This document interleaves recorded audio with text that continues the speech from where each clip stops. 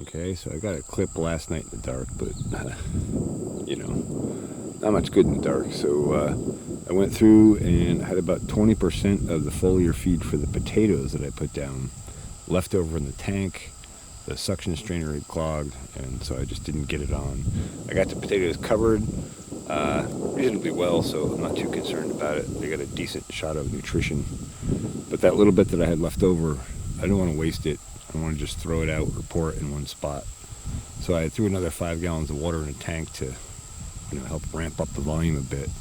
And I came through last night and I foliar fed this entire cover crop blocked area in here inside the fence. And that should help our cover crops get another jump advantage. And should be good. So pretty exciting to have a new block that hopefully by next spring will be fenced and will be fully amended and ready to grow crops in, where the deer can't come in and just chew everything up. Incredibly frustrating to plant and work so hard and then have something just taken away from you.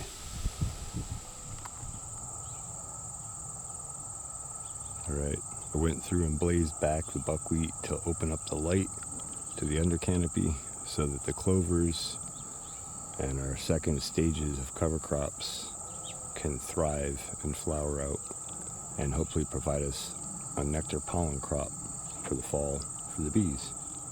Of course, the other advantage to this is now, while I'm constructing the fence, I don't have to wade through 4-foot-high buckwheat. It would make it a little difficult to get in here to pour concrete, finalize things, and run fence.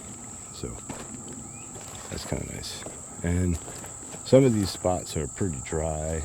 Some are not as bad.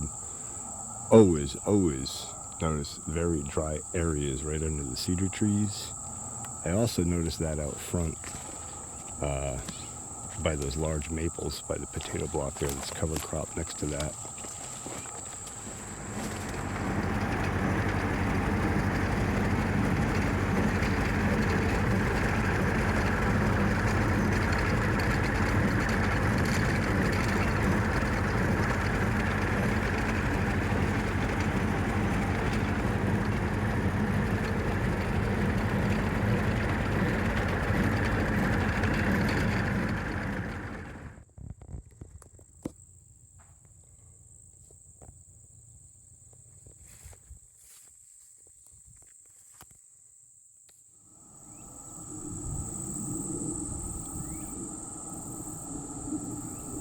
That's a little different, huh?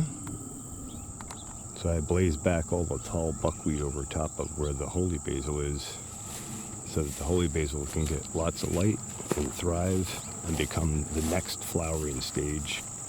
And then, of course, on this side here where all the clover's planted, the clover will be in there as well. I don't think those two will compete each other too heavily. I think they'll actually work together nice. But you can see how much holy basil was actually under here. All through here, but it couldn't get to the light, and now we'll get the light and take off and thrive and provide flower and nectar. Well, provide flowers with nectar and pollen for the honeybees, and then also seed for next year so we can plant even more of it. It's becoming one of my favorite cover crops, actually, and it's also an excellent herb for cooking with. I forgot about the planter in here, and so it's a good thing I had the brush hog deck raised up a little bit when I came through. Trimmed the top of the gingers, but I think they'll be okay. Also right here in front of the honeybee hives, I came through and trimmed back a lot of the weeds and a lot of the flowering part of the holy basil to get them to flush out another burst of flowers right next to the beehives here. Speaking of which, they are absolutely rocking today. Tons of inbound, outbound traffic. Bearded out on the hives. It's pretty warm out. It's 80, kind of muggy. Beautiful weather. But definitely warm if you've got 50,000 of you stuffed in a box. I also opted to nail this section with the brush hog and let the holy basil in here come through too. And actually, we'll take a look at the green patch. right in like here and going that way is all holy basil. There's holy basil all through here, mixed with the clovers again. And then this whole block here is an absolute strip of it. And I just came through and just clipped the top so it would kind of prune back and branch out again and really thrive for the rest of the season. So, good progress on the farm. And I gotta get back to building a fence once I get vehicles sorted out a little better here. I've had multiple vehicles go down on me.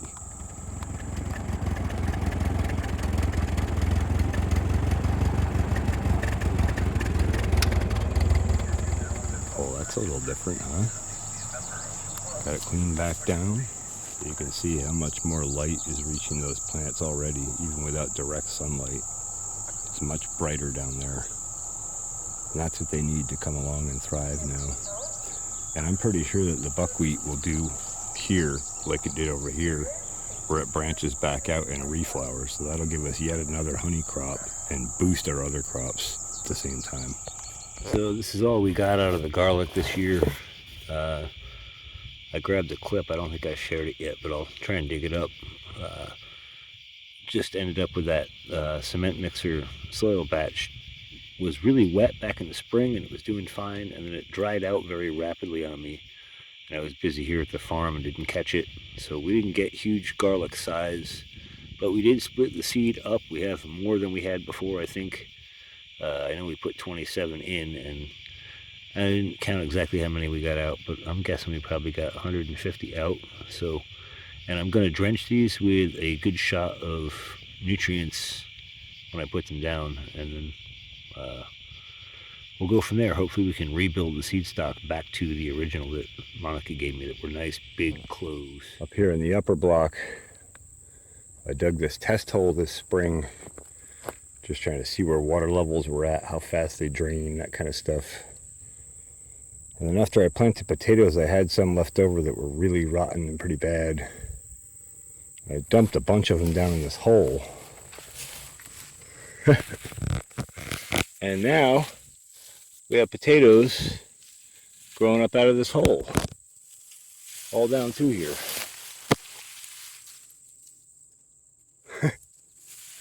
So that's kind of cool. I figured some of those might still be good, but they're in rough shape and I didn't want to sort through them. So I put in that garlic last night. Turned out to be about 150 cloves. I put down a nutrient drench on it, and then now I want to go back and put some mulch on it. So I came through with a brush hog and mowed back some of this tall stuff, and I'm raking some of it up. We'll see how much we cover with it. I don't know.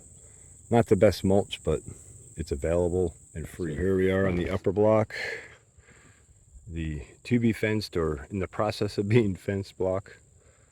And last night I came back after dark here and planted the garlic that I harvested from last year that Monica gave me, that I did in that cement mixer tub. That did well initially, but at a point I was not paying attention because I was here at the farm going hard, and it dried out a little too much a few times. And then also squirrels or something got into it and dug it all up, like somewhere around the end of June. So that messed it up too. So we got some small cloves rather than some large cloves, but they just went in last night. They got a solid drench of a full spectrum of trace minerals and nutrients and humates and plant stimulants, all natural, of course, from seaweed and kelp and crab shell and that kind of stuff. And then I just finished mulching them off now. Just went out with a brush hog and brush hogged a bunch of the grass out there, the tall stuff, raked it up, used that for mulch. Ran out of that and thought I would give an experiment here with using some of the buckwheat chop straw that we got out of brush hogging yesterday. So I just went and grabbed a few clumps of that and put down. We'll see how that works against the other mulch. It'll be an interesting experiment, and saves me putting the brush hog back on to get one more little clump. So excited to have our first actual production crop in here, and hopefully we can ramp these garlic back up to their original size and beyond. and carry on. Cover crops in here are taking off really, really nice. I see the daikon radish is up. I see the buckwheat is up. I see the Austrian winter pea is up. And I see the winter ryegrass is up. And I'm not sure how to distinguish the purple top turnip. So that's probably up as well, and I just can't distinguish it from, well, it would probably would mix it up with the other brassica there, the daikon radish. But nice green cover coming in strong. Had a foliar feed Friday night. Plants are just exploding. A nice deep blue-green hue is coming on already.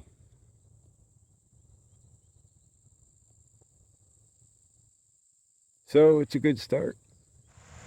Monday, August 18th, 2025. Just at a glance here when I got out of the car,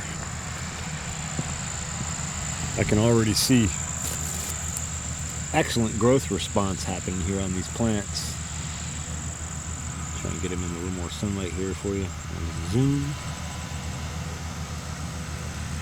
So they're popping up and coming back. Even these ones that got really clipped back hard are banging back nice. So between our foliar feeds, our targeted foliar feeds, and the rainfall event that we had, and our overproduction of cover crop management, we seem to be getting back in the right direction. So we'll see what the rest of the season brings. So over here, we'll just take a look at our clover crops. Yeah, they're really appreciating the light already. I see these top two leaves here are new growth since we did the brush hogging. And I'm seeing that response pretty uniform throughout the block here. So excellent news. Our next cover crop is taking off and on its way. And probably in the next foliar feed for potatoes, we'll try to get through this block with a light feed on these, just to give them a little extra bump in the right direction. We'll see how the foliar feeds all go, but all positive news so far. I just thought we would have a quick peek at the cover crop here. Intense, brilliant, wonderful sun today. It's clear, it's hazed over now. Just thought we'd take a look at the cover crops here. Looking good. Nice green explosive growth coming on. And again, that blue-green hue, you can really see the difference if we zoom in here and compare where our cover crop is in the sun versus the buckwheat behind it and the tall grass behind it, which is more of a dark green. When you get soils right, we seem to get more of a blue-green hue to crops. Let's take a look at our mulch here. That's settling in nice. See the buckwheat's drying down. This is settled into a nice pad. Our garlic should have good moisture and a good opportunity to get up, jump up, and get. Holy cow.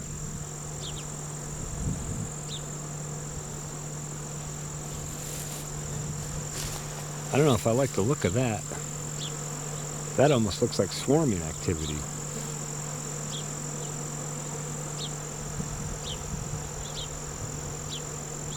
I hope they're not swarming on me.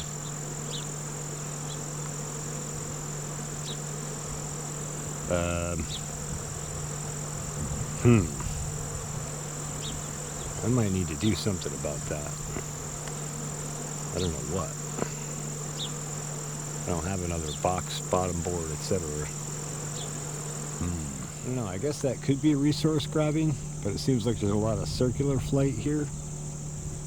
And when it's forage inbound, outbound traffic is usually very direct in and out of the hive in a given direction or a group of directions. So I don't know, I hope we don't have a swarm action going on.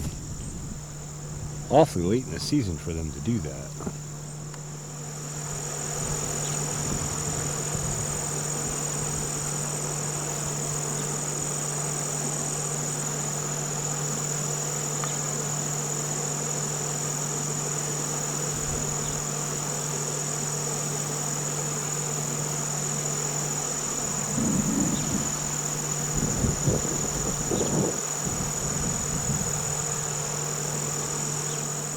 Okay, so this is like 5 minutes or less later.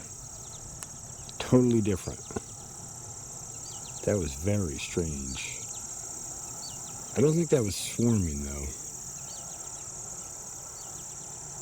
I think that might have been robbing. But it was a weird frenzy. I'm very confused. I'll have to email Ryan and see if he has any thoughts. Just thought I would grab a clip here. My mom's friends have bees here at her yard. And they're apparently doing quite well this season also.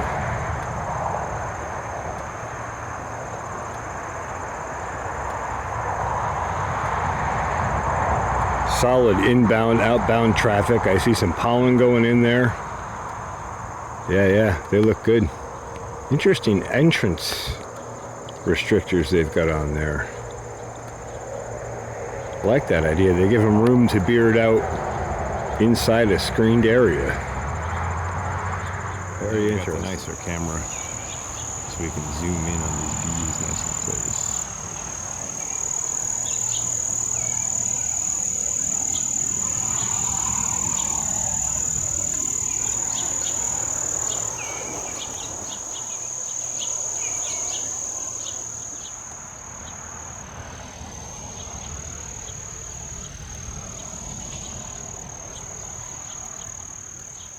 So fascinating little thing about honeybees.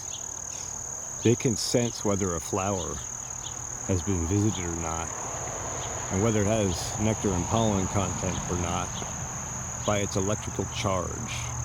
A flower that has nectar or pollen literally puts off an electrical charge, and so the honeybee, as she's flying by, can actually sense that charge. And if there is no charge, she knows that flower has already been depleted.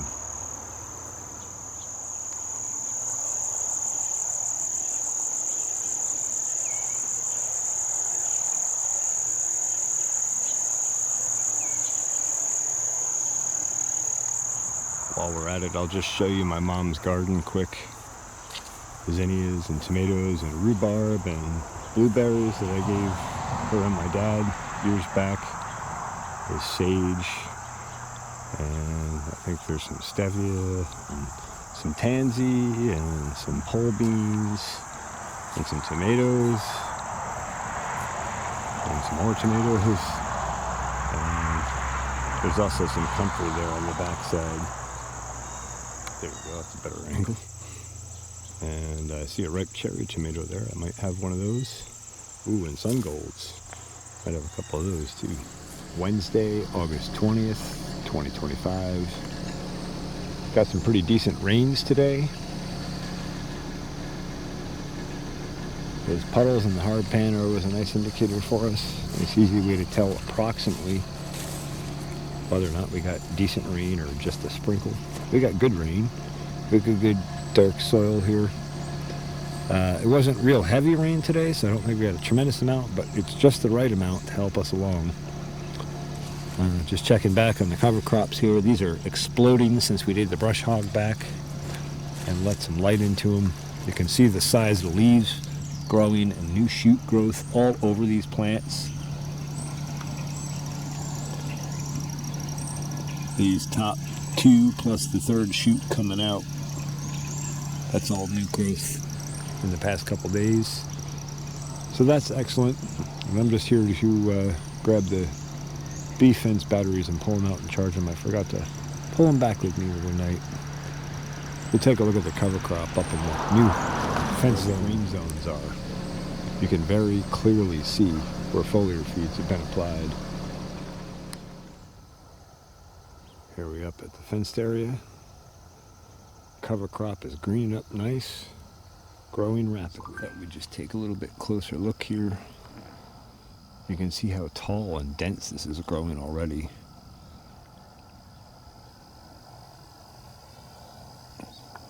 Those some healthy, happy plants between the inoculants and the foliar feeds and the good moisture. And now with just another little shot of rain here, you can see that even though we have the road tracks here that have kind of obliterated the cover crop.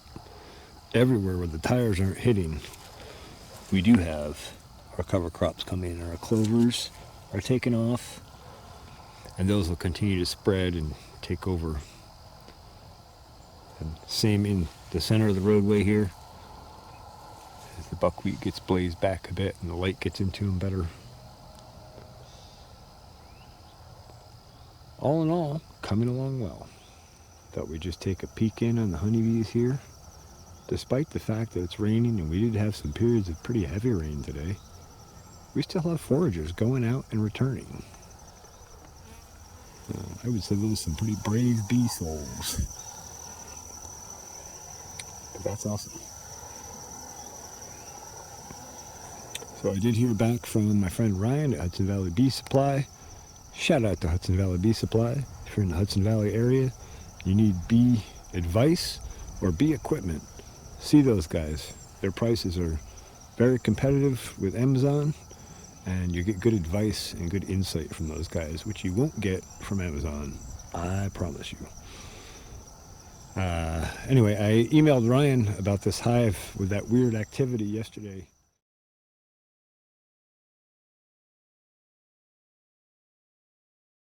So what he asked was, are there any queen cells developing in this hive? And I have not had this hive open deep enough to look for that in months.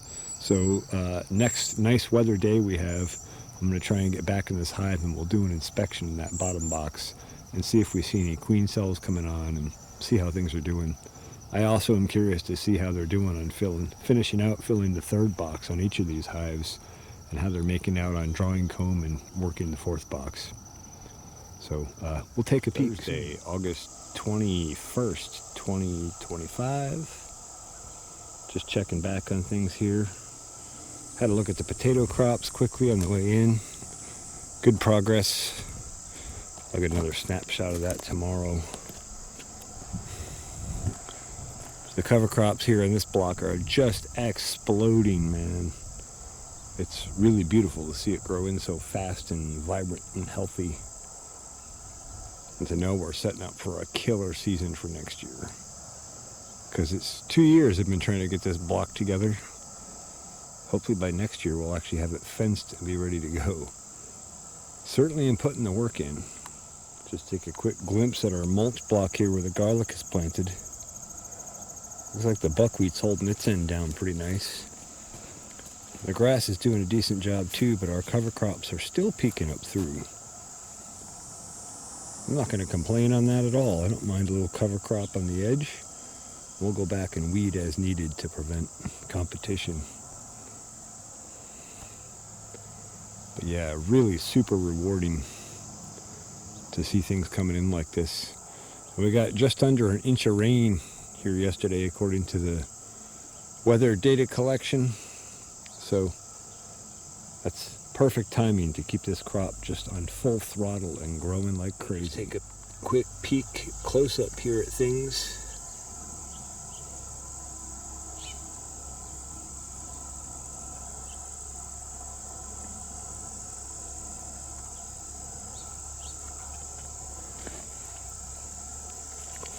Austrian winter pea are really taking off nice here. Doing much better than the last time I did Austrian winter pea, which was on the old farm, and I did not have the equipment to drill them deep enough, and it was pretty dry weather when I planted them. But this year in this block, they are rocking, and that's good news. Speaking of the Austrian winter pea, when I seeded those being a little bit heavier seed, they flew a little further out on the edges. And there's a few that made it into the trench here where the fencing is going. No big deal. It just caught my attention.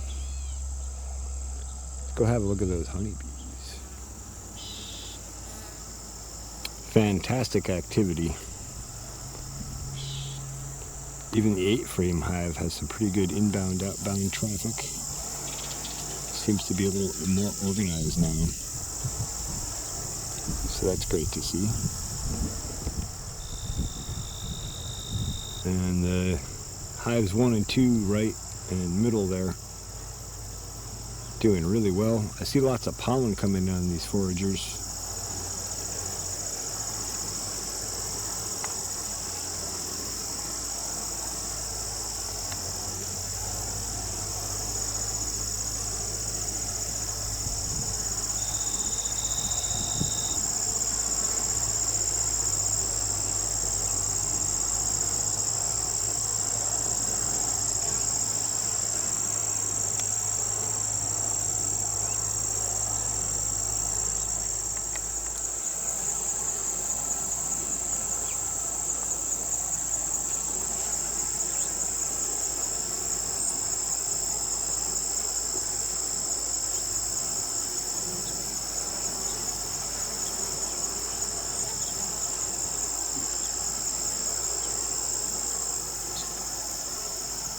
We'll just have a peek from the back side of the hives here.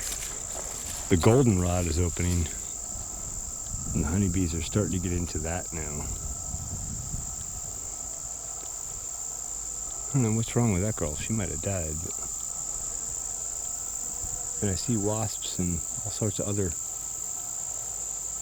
pollen creatures in here as well, but they will be working this soon. This is some of the first goldenrod to open in our area.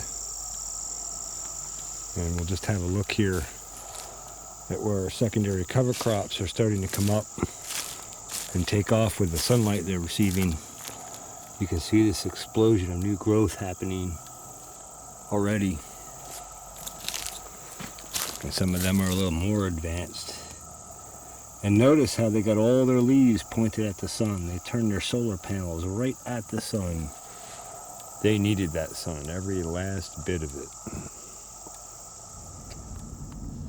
Guess we'll just take advantage of the brand new windshield here in the Subaru. Get a nice shot of that beautiful, headed towards sunset, Catskill Mountain gorgeousness.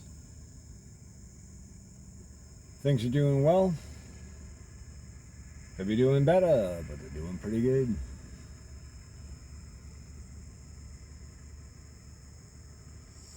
Saturday, August 23rd, 2025.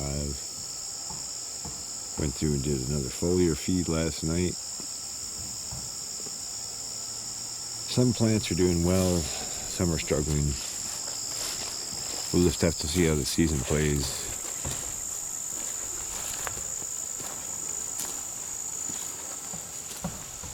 Also came through with some of the leftover at the end and hit this cover crop in here last night, as well as the holy basil up by the beehives and the strip to the east there by the fence. Here we are up at in the process of being fenced area. Cover crops are just exploding. Beautiful deep blue green. Growth is very rapid. You just get a look here in the sunlight.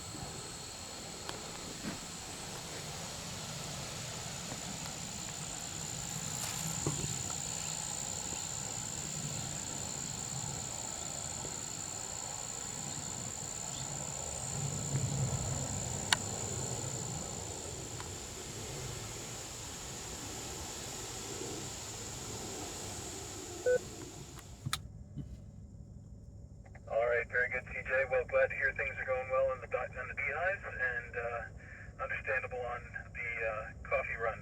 It's getting to that time of day. Need to fuel up for the rest of it. Thanks for checking in. We'll catch you on the next round. KD2WFO is up next. Over to Judy. Thank you, Dave. I missed the beginning of round one. I wasn't watching the time.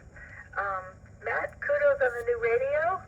Mighty bad against all the radio contacts, and he's going to put it down by having a new radio. Nah, I don't think so. Have fun with it. Well, I didn't get outside and do much today, but I did get outside a little bit, and it was really nice out. Yesterday, started working on the wood pile. Let me drop.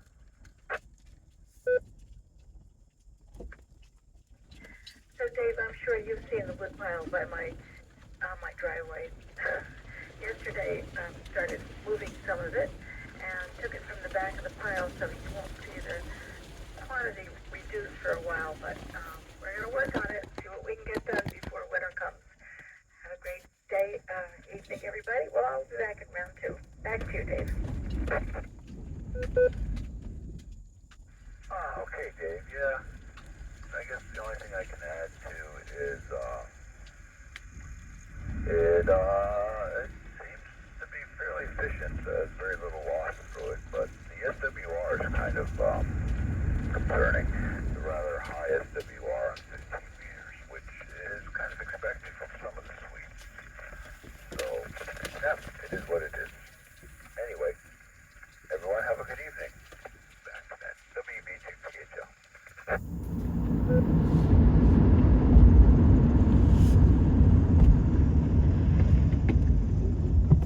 Uh-oh. She's heading south. It's a beautiful sunset. Can't complain about that view at the end of the day.